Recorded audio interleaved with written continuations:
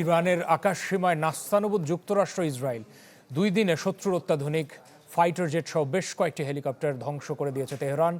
এদিকে হরমুজ প্রণালী দিয়ে ট্রাম্পের হুঁশিয়ারির জবাবে মধ্যপ্রাচ্যে কঠোর পরিণতির পাল্টা হুমকি দিয়েছে বিপ্লবী গার্ড।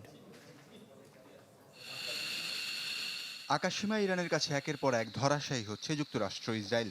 গেল দুদিনে শত্রুর অত্যাধুনিক ফাইটার জেট সহ ড্রোন আর হেলিকপ্টার ধ্বংস করে দিয়েছে আইআরজিসি।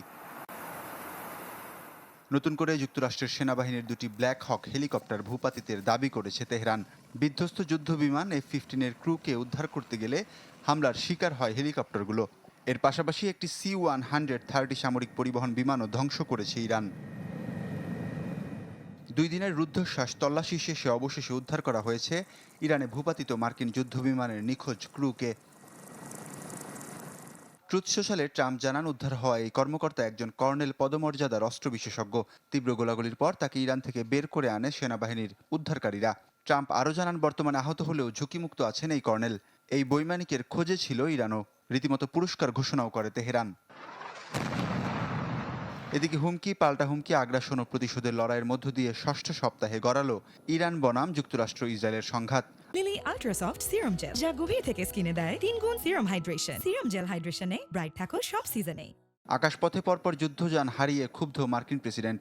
48 ঘন্টার মধ্যে চুক্তিতে না এলে কিংবা হরমুজ প্রণালী না খুললে তেহরানকে ভয়াবহ পরিণতির হুমকি দেন ট্রাম্প।